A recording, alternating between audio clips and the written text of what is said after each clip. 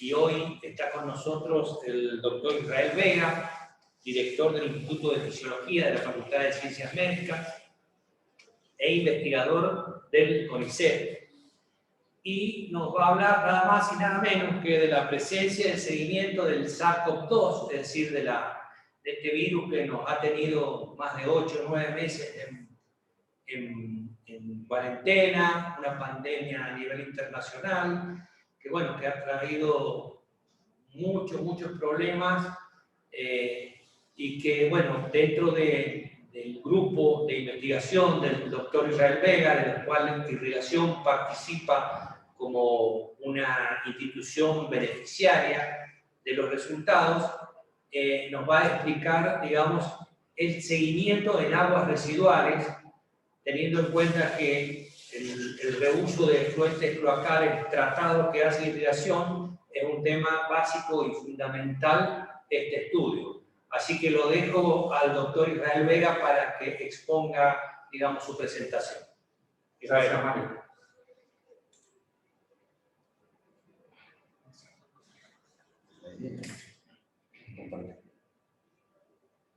Compartir.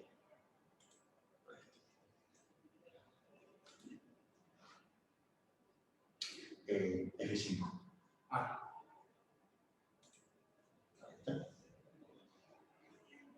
Y acá el puntero. Ahí está.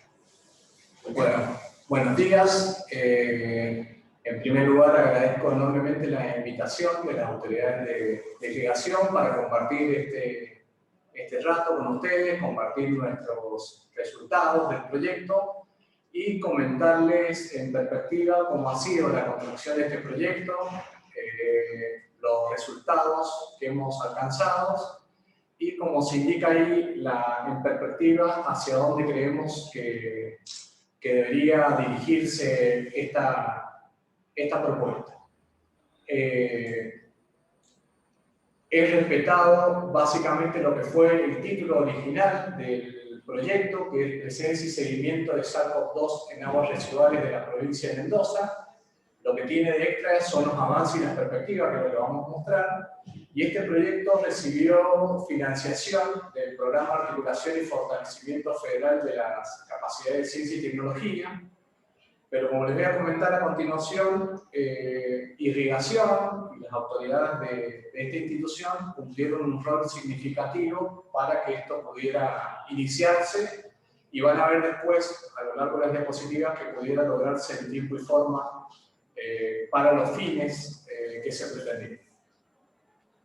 Bueno, ¿cómo nace este proyecto? Seguramente que van a identificar una parte importante del Departamento de Irrigación.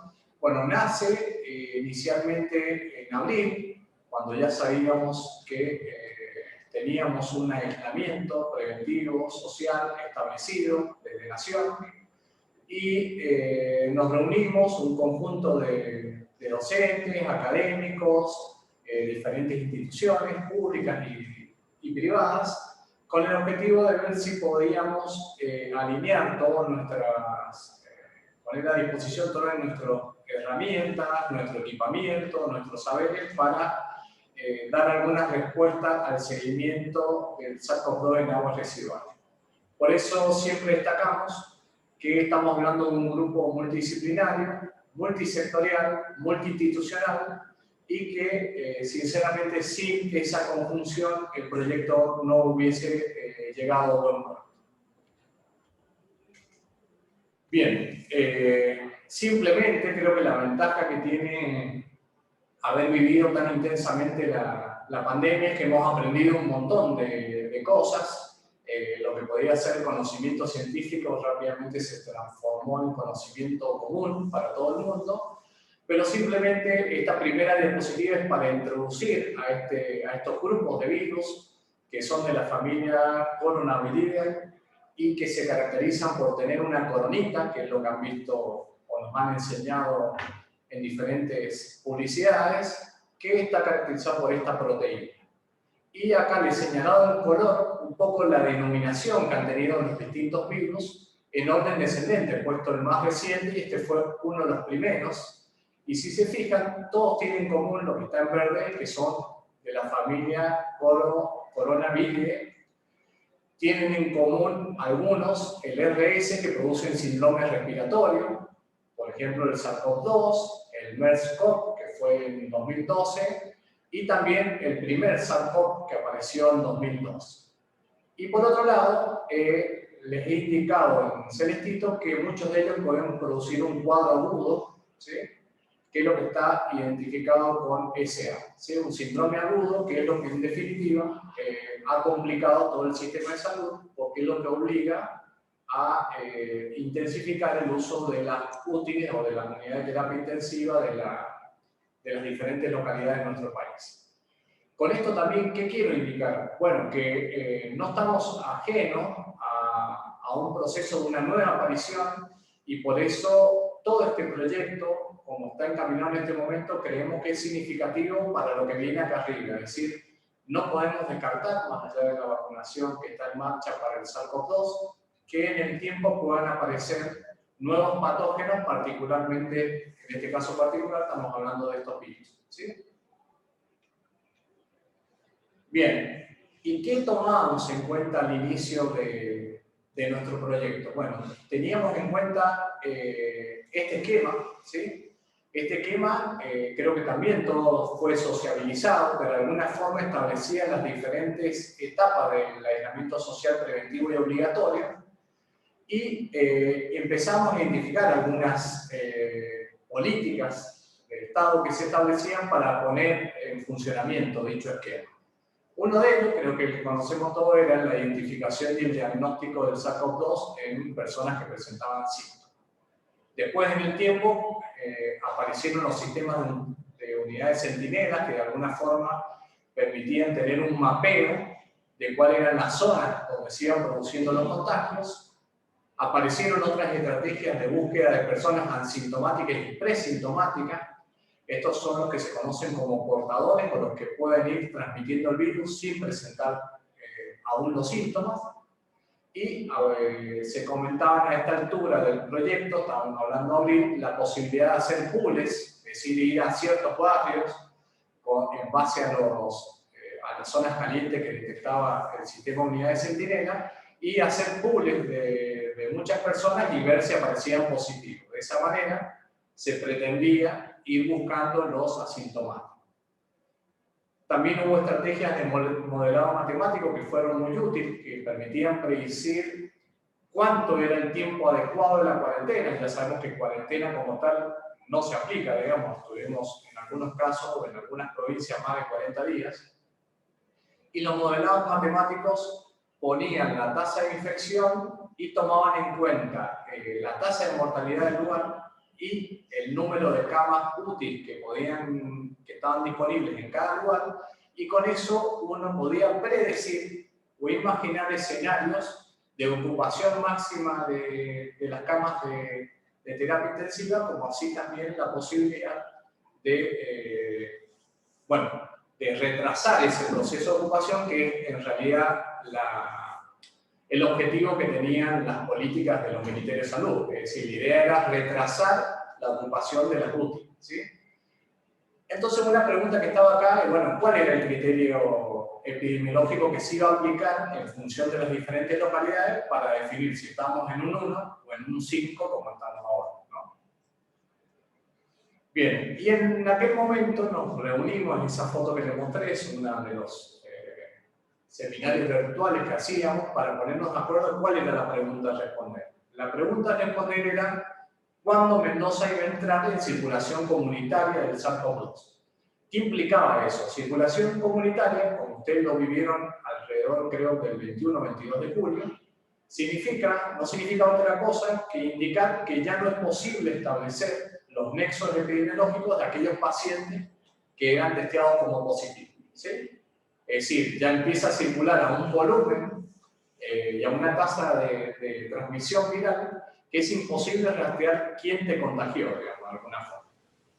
Entonces veíamos que esa estrategia que se establecía en los ministerios tenía algunas limitaciones, porque no permitía ver qué es lo que estaba ocurriendo a nivel poblacional, lo que se estaba estableciendo, digamos, el testeo individual y las unidades Centinela, ya vivenciábamos que iba a haber escasez de recursos de laboratorio y también lo hubo temporalmente el personal calificado. En algún momento se tuvo que habilitar otros laboratorios para el testeo. Y lo otro que veíamos que en toda la estrategia era muy difícil o no había una posibilidad de conectar con los individuos pre y asintomáticos de la población, que en definitiva son los que están movilizando el virus. Entonces, con eso en mente, evaluamos la posibilidad de encarar este enfoque, que es el de la epidemiología basada en aguas residuales, que no es otra cosa un enfoque que busca mostrar la prevalencia de un patógeno en una determinada población, siempre y cuando se cumplan ciertos postulados o supuestos. ¿Cuáles son esos supuestos? Uno fundamental era que parte del material biológico de la persona que estaba infectada o que iba transportando el virus pudiera ser concentrado o encontrado en las aguas residuales. Es decir, luego de la persona que estaba enferma o llevando el virus, a través de su higienización, de lavados de casas donde estaba el virus, o de la materia fecal, como les mostraré enseguida, el virus pueda llegar a las aguas residuales y de alguna forma uno tener una mirada de lo que ocurre a nivel poblacional. Esa mirada iba a incluir a las personas pre y asintomáticas y por otro lado permitía, o eso es lo que pretendíamos, identificar cuándo iba a ocurrir el brote, ¿sí? Y acompañar a las políticas de salud con las intervenciones, es decir, ese mapita que veíamos de restricción del movimiento poblacional, indicar cuándo era más adecuada esa intervención. Y de acá un poco, el esquema esto pretende mostrar esto. Lo que ustedes tienen acá, no alcanzo a ver, disculpen la ceguera, pero los rojitos serían los que no están inmunizados, que están enfermos y pueden contagiar. Y el escenario, un escenario intermedio, y el escenario abajo sería parecido al que cuando se hace una restricción de la movilización de la población o cuando hay vacunación, que es lo que estamos esperando ansiosos. El amarillito, fíjense, son personas inmunizadas y sanas. ¿Qué es lo ideal? Bueno, que tengamos una vacuna y que estemos todos inmunizados. Van a haber algunos enfermos, ¿sí? Van a haber algunos que no están inmunizados por falta de vacuna o por la razón que fuese. Pero este sería el escenario ideal. ¿Qué hizo nuestro país y la mayoría de los países? Restringir la movilidad poblacional para simular este escenario, ¿sí? Sin embargo, todos sabemos que pasamos por esto, ¿sí? Cuando en algún momento todas las provincias han tenido un pico de contagios, ¿sí? O un brote importante de transmisión. Bueno, y como les dije, para poder hacer uso de la herramienta de búsqueda del SARS-CoV-2 en aguas residuales, necesitamos buscar evidencia. En esta primera tabla solamente he seleccionado 2 trabajos, pero imagínense que se ha publicado mucho en este sentido. En la primera tabla, lo que quiero mostrarles es simplemente que el virus puede estar en más de una localización tisular dentro del ser humano. Y en particular, aprendimos con el tiempo que el virus hace un ciclo en el sistema gastrointestinal. Fíjense, el numerito que tiene entre paréntesis en este trabajo da que el 30% de las personas que son diagnosticadas positivas lo está transportando también en el sistema digestivo. Hay otro trabajo que no he incluido, pero también se nos comentan, habla de un nivel de carga viral muy superior, al menos de un orden de magnitud superior a lo que ocurre en el sistema respiratorio. Y esta gráfica que muestra acá, muestra cómo es la carga viral en el tiempo, los numeritos son diferentes personas, ¿sí? Y cómo es cuando se hacen hisopados en el sistema digestivo, en este caso hisopados anales, o en el sistema respiratorio. Si ustedes ven esta ventana, acá tienen el tiempo en el eje de las X, van a ver que en el sistema digestivo el virus perdura más tiempo que lo que hace en el sistema respiratorio, ¿sí? Entonces, esto era una fuerte evidencia para plantearse la posibilidad de ir a buscar el virus en agua residual. Otro aspecto importante que mencionaban algunos autores es que a pesar de la negativización del sistema respiratorio, del virus, digamos, es decir, alguien que sale de la enfermedad, aún así permanecía en el sistema digestivo, ¿sí? Eso implicaba también que esa persona de alguna forma seguía con alguna carga viral y en consecuencia nos permitía seguirlo después en las aguas residuales.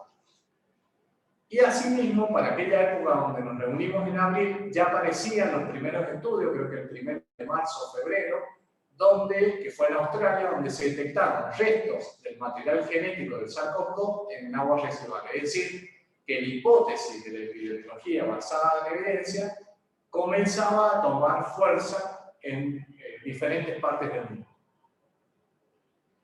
Entonces, con esta evidencia, nos planteamos dos objetivos en nuestro proyecto. Un objetivo de enfoque epidemiológico y uno que tiene un enfoque aplicado y que posiblemente sea de mucho interés para ustedes y para nuestra provincia también.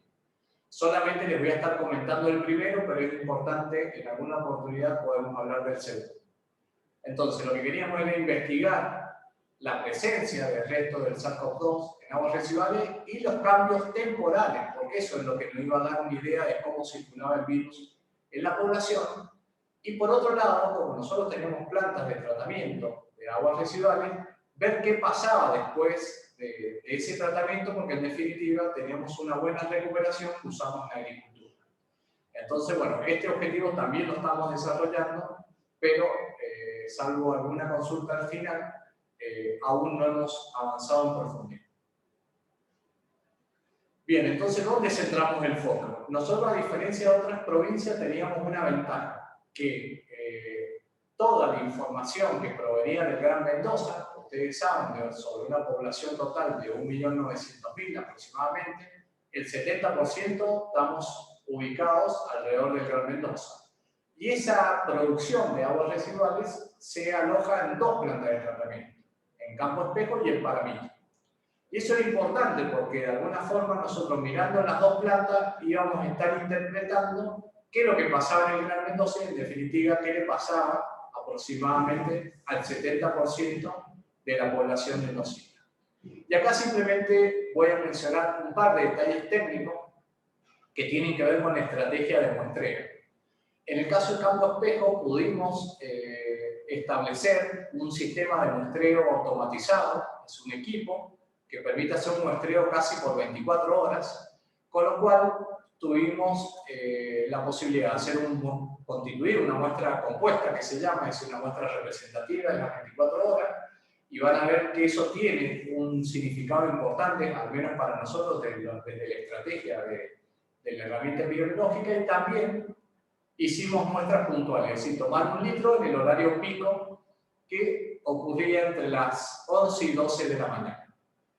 Y en el caso de Paramillo no fue posible instalar un muestreador automático, en cuyo caso hicimos un muestreo puntual y ahí se elegía también el horario pico.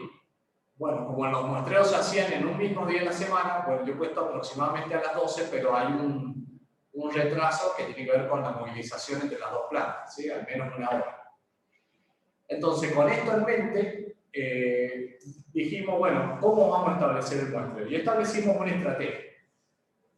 ¿Qué tenía de particular esta estrategia? Bueno, hay puntos que eran importantes para poder construir la herramienta.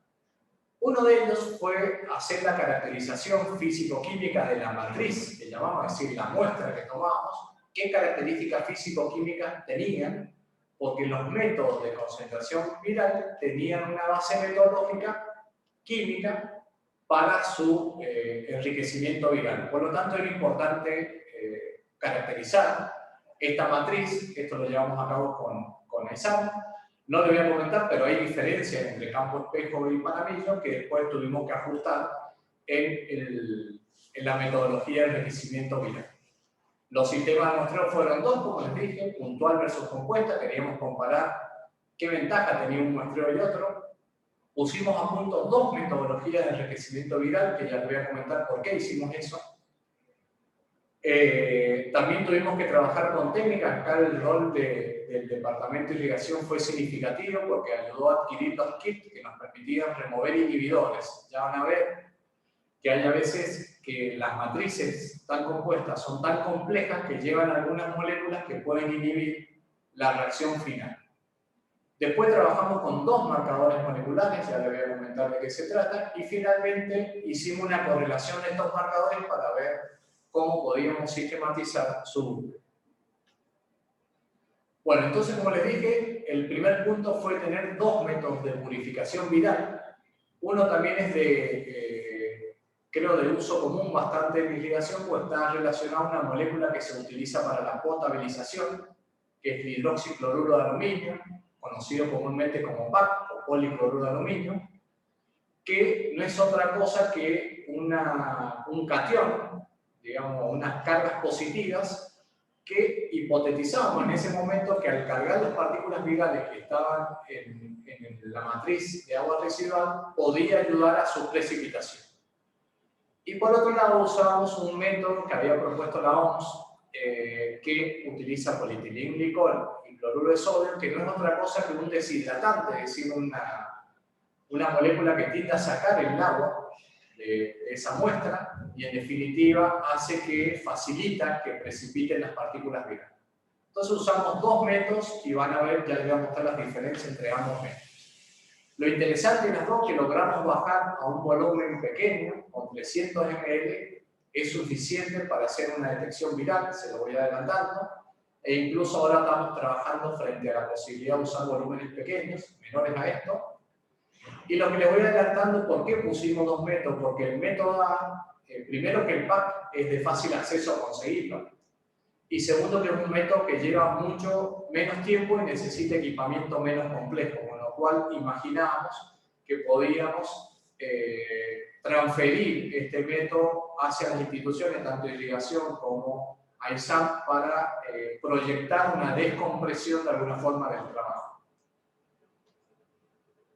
Bueno, entonces, ¿cómo encaramos esto? Pusimos a punto esos dos métodos y después teníamos que poner a prueba si éramos capaces de detectar o no el virus. Acá es la estructura viral, las proteínas que nosotros, y esta es digamos, de alguna forma el RNA, toda la información que tiene, ¿sí? Y nosotros fuimos a estudiar esto último que está acá, que es el marcador N, que no son otras cosas que unas moléculas que se llaman de nucleocápside que protegen de alguna forma o están unidas al RNA que está en el centro de la partícula viral. ¿Y en qué se basaba la detección? Bueno, ustedes saben que este es el dogma que se manejó por mucho tiempo en la biología, donde nos dicen que el material genético pasa a RNA y de ahí a una proteína, pero en este caso, como los virus son de RNA, tienen una cadena de RNA, uno hace una herramienta molecular que permite, en primer lugar, hacer lo que se llama transcripción inversa, es decir, ir de ARN a DNA, y después en el ADN de toda esta parte buscar alguna zona. ¿Por qué elegimos los N nosotros? Porque son aquellas regiones que se ha mostrado que tienen tasa de mutación relativamente más baja comparado con otras regiones. ¿Y por qué es importante esto? Porque si el virus va mutando en el tiempo, y uno elige una zona que mutó mucho, existe el riesgo de que yo llegue a decir que la muestra es negativa, y en realidad es negativa porque la zona ha mutado y ya no la puedo levantar, no la puedo amplificar, ¿sí? Bueno, y este es un ensayo representativo de lo que hacíamos. A partir de un hisopado de un paciente positivo, que acá el otro rol significativo lo cumplía el Ministerio de Salud, que nos facilitaba estas muestras, ese hisopado lo usábamos para sembrar una muestra de agua residual negativa, la sembrábamos y veíamos qué éramos capaces de obtener desde el inicio hasta el final con ambas metodologías.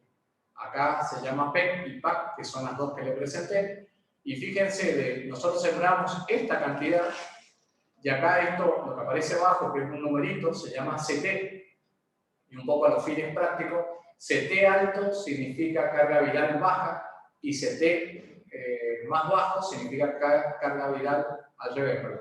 CT bajo significa mucho virus, CT alto significa baja cantidad de virus. Y acá había, fíjense, se va desplazando hacia baja cantidad porque hay una pérdida que ocurría a nivel metodológico. Sin embargo, los dos métodos se comportaban bastante parecidos. Y en los numeritos, fíjense, si no veo mal acá, partíamos un hisopado en 26 y se iba a un hisopado, digamos el hisopado en la muestra, ¿cuánto recuperamos? Iba a 34. Es decir, que se pierde una parte del virus. Bien.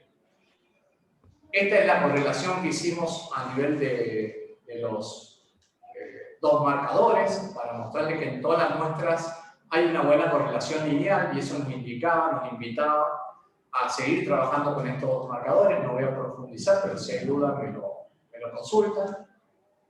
Y bueno, y esta gráfica, que es una de las más significativas para mí, pretende mostrar cómo se iban acumulando los casos positivos en Mendoza y etapas críticas de nuestro proceso, digamos, de nuestro aprendizaje. Fíjense, acá está el primer registro en marzo del caso positivo. Acá elaboramos el proyecto en abril, lo presentamos en mayo, ¿sí? En julio fue importante firmar un convenio para poder acceder a los muestreos. Y hacia fines de julio hicimos el primer muestreo y en la última semana de julio, que es el dato importante de transmitirle, se da la primera detección positiva, ¿sí? Tanto en campo espejo como en paramillo. En ese momento, ¿qué informaba el Ministerio de Salud? Que teníamos 430 y pico casos positivos sobre una población, en el caso de campo espejo, de unos 450.000 habitantes, y en el caso de Paramillo teníamos unos 700 casos positivos sobre una población de unos 740.000. Eso la cuenta da que aproximadamente estábamos detectando un caso positivo por cada 1.000 habitantes, ¿sí? ¿Y por qué les señalo esta flecha que está acá en relación a estas curvas que son los acumulados por cada uno de los departamentos? ¿Sí? Capital, Godoy Cruz, Guaymallén, La Cera, Luján y Maipú. Acuérdense que nosotros en el efluente recibimos una muestra representativa de todos los lugares. Porque cuando detectamos esto por primera vez, aún no se disparaban los casos en los distintos departamentos. Y eso lo que implica es que la herramienta es muy potente a la hora de anticipar lo que va a suceder. Fíjense, ustedes saben ya que en octubre y noviembre ocurrieron la mayor cantidad de casos en todos los departamentos. Nos adelantamos a ese hecho que ocurrió. Y en definitiva, le da valor predictivo a la herramienta, ¿no?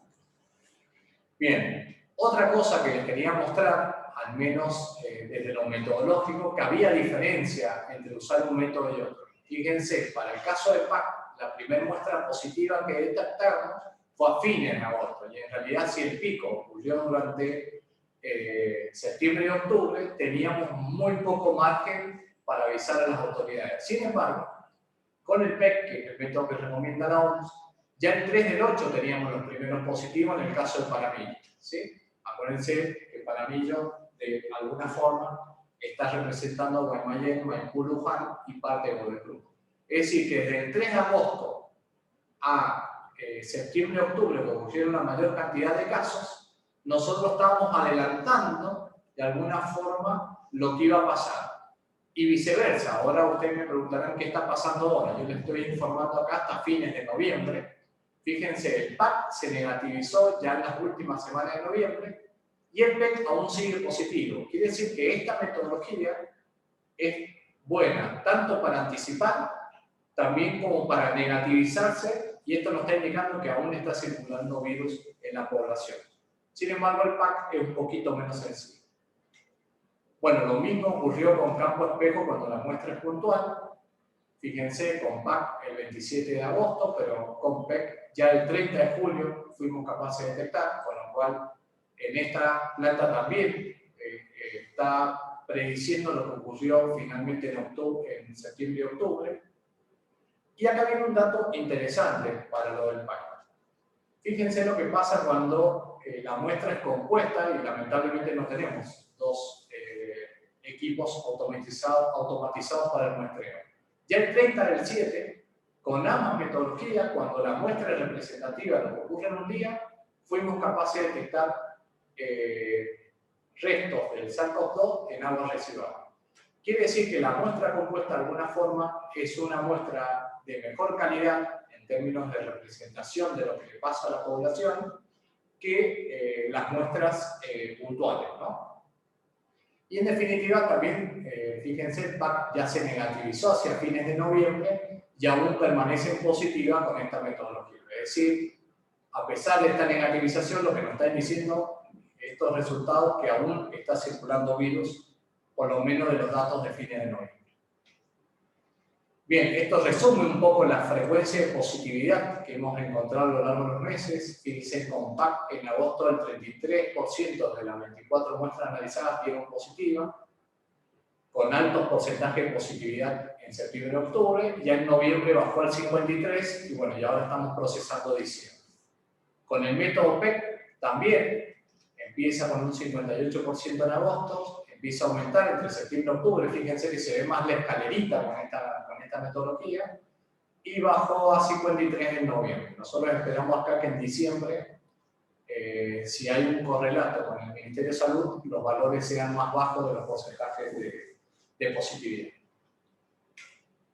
Y finalmente, esta es una de las últimas que tiene un valor agregado también, porque acá lo que se informa, recuerden que si ustedes prestan atención a los informes en la tele, es como que se dan muchos casos de lunes a viernes y bajan los casos los fines de semana. Y eso tiene que ver con en realidad con la estrategia de búsqueda del SARS-CoV-2 en los pacientes con síntomas. Entonces acá expresamos el promedio de los casos diarios, pero tomando en cuenta toda la semana. ¿Y por qué lo hicimos por semana? Porque los muestreos en aguas residuales eran semanales. Lo que ven en azul es cómo se comportó la curva de toda la población mendocina. En realidad acá hemos seleccionado solamente la de los departamentos que son servidos por ambas plantas. Fíjense, acá les señalo el primer caso positivo. Estamos acá a fines de julio. Fuimos capaces de predecir todo esto que pasó, ¿sí? Y fíjense cómo el valor del dato de la cantidad viral va aumentando y acompañando toda la positividad que ocurrió en octubre y noviembre y comienza a bajar ya en noviembre y acá hay fluctuaciones y no sabemos cómo va a terminar. Nosotros acá lo que esperamos es que pueden pasar dos escenarios. Fíjense acá la curva se mantiene elevadita, está arriba del 60% de casos positivos. Acá pueden pasar dos escenarios. A pesar de que haya bajos casos reportados, puede estar circulando el virus, porque ahora entran en juego toda la juventud, que son un componente importante de la población y que volvió a las actividades. Entonces, acá no sabemos qué va a pasar, pero predecimos que con la llegada del receso estival se pueden mantener positivos a pesar de que hay pocos casos positivos semanales informados. En definitiva, lo que queremos decir es que la herramienta también sirve para predecir, independientemente de lo que se vaya informando de los positivos, qué le está pasando a la población.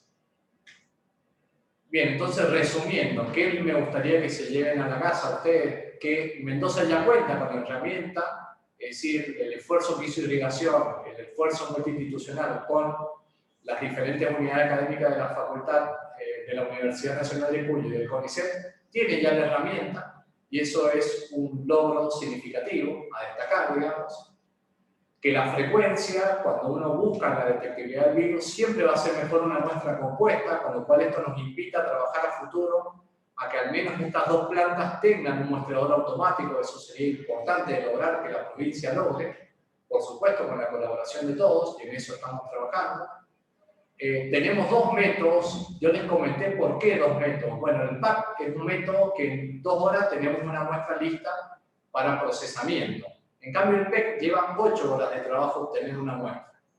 Si bien el PEC yo les mostré que tiene sus bondades, es significativamente mejor, el PAC cuando es positiva la muestra, es decir, en el momento que hay mucho virus, el PAC funciona. Entonces, pensamos que este método que lleva bajo costo y bajo equipamiento, podríamos transferirlo a Irrigación y a ISAM para que puedan acompañarnos a muestrear muchos otros lugares, como les mostraré en la próxima diapositiva.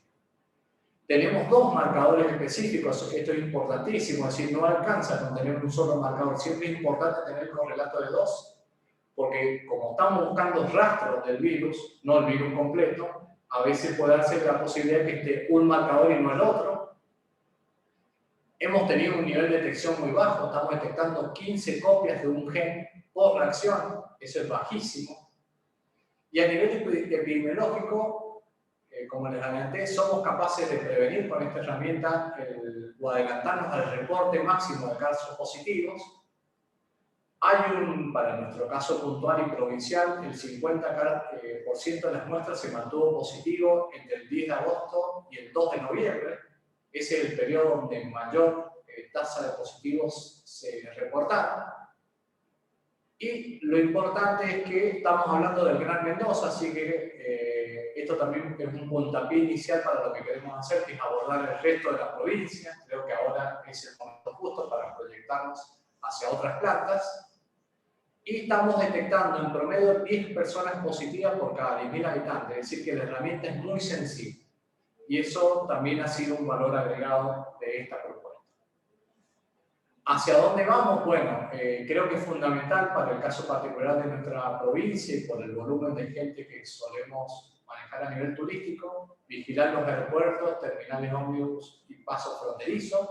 Estamos ahora en conversaciones para ver si podemos en este momento particular comenzar a tener una foto de lo que ocurre en estos lugares. Imagínense que si detectamos un caso en 1000 en estos lugares donde circulan volúmenes importantes de personas, vamos a ser capaces de detectarlo si hubiese algunos casos positivos, particularmente asintomático y presintomático, ¿no? Porque en todos estos lugares hay protocolos. Es decir, que tiene fiebre se activa un protocolo de aislamiento, pero estamos pensando en aquellos casos que se nos puedan escapar. Buscar también en aquellas actividades educativas y deportivas que excedan un número importante de personas, comunidades importantes en términos numéricos. Como les dije, hay un objetivo que tiene que ver con la vigilancia del agua reutilizada para el riego. En esto estamos trabajando ahora, pero para darle una idea, el agua que llega a la planta tarda aproximadamente un mes en salir ya para su uso del riego. Entonces, bueno, recién estamos tomando las primeras muestras para ver el efecto que tiene la planta sobre los restos de material genético del Sarcópodos. También pretendemos con esta herramienta acompañar las medidas de aislamiento y o vacunación. Como les comenté, si la vacuna llega en algún momento, en los primeros meses, a la provincia y se está planteando un escenario de un posible rebrote, bueno, también vamos a poder acompañar la medida porque la herramienta está indicando de alguna forma qué es lo que pasa en la población. Por supuesto que mientras más vacunación esperamos que la carga viral baje en aguas residuales, mientras más aislamiento debería bajar la carga viral y mientras menos aislamiento, etapa 5 o nueva normalidad, y mientras más vacunación haya, bueno, la carga debería bajar hasta prácticamente desaparecer. Bueno, y no menor que las metodologías que hemos puesto a punto abre el panorama cuando yo les mostraba qué va a pasar a futuro, ya tendríamos una herramienta para proyectarnos hacia futuros con otro patógeno. Ojalá que no, pero no podemos descartarlo. Hay un historial de aparición de al menos de estos coronavirus en el tiempo que nos hace sospechar que podría aparecer en un futuro uno nuevo. Bueno, finalmente he colocado todas las instituciones que de alguna forma han tenido un rol significativo. Acá hay personas involucradas que por supuesto hacen a las instituciones y un agradecimiento a todos, pero no quisiera olvidarme de nadie, por eso no los menciono. Y también comentarles que dentro de esto que logramos, pudimos sumarnos a la red federal de detección de coronavirus en aguas residuales en el país. Esos son todos los lugares que en este momento están funcionando y bueno, Mendoza, con orgullo, tenemos que sentirnos orgullosos de pertenecer a esta red, porque además las medidas de aislamiento preventivo involucran límites geográficos, como ustedes lo habrán visto en la tele, todo lo que implica que una provincia entre o no, y por lo tanto implica mantenerse comunicado.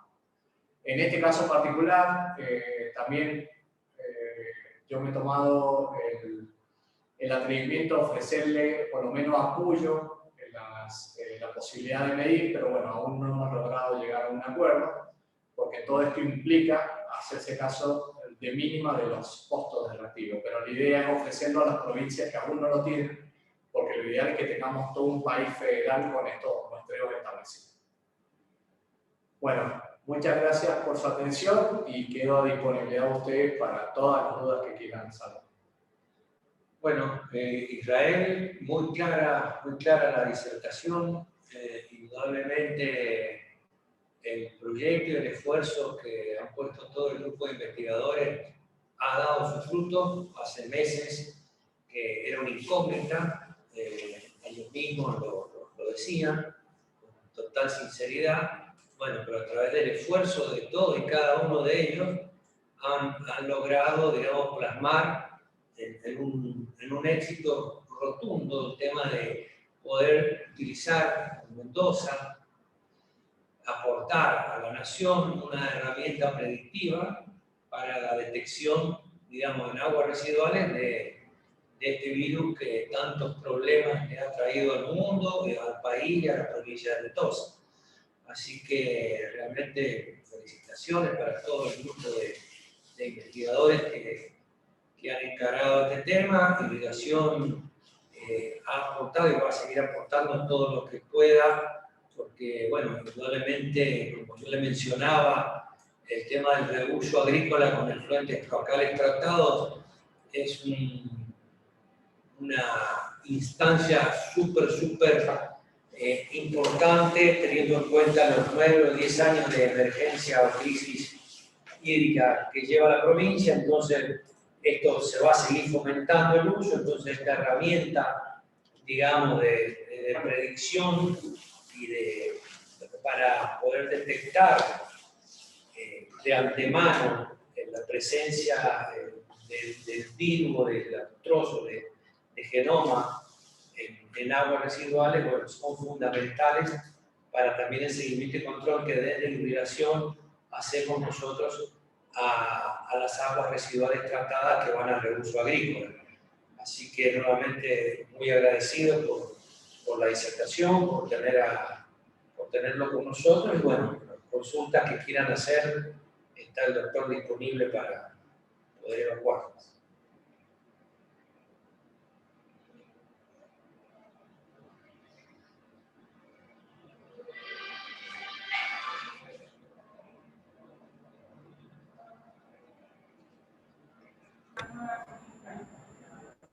Bueno, Israel, yo también aprovecho a agradecerte la disponibilidad, excelente la presentación, así que bueno, no sé si hay alguna pregunta, me sumo a lo que decía Mario, y si no, bueno, agradecerte. Bueno, seguramente estaremos nuevamente en contacto para futuras exposiciones. Así que, bueno, de mi parte, muchas gracias. A disponibilidad lo que necesiten y cuando lo deseen. Bueno, muchas gracias a todos y seguimos en contacto. Gracias.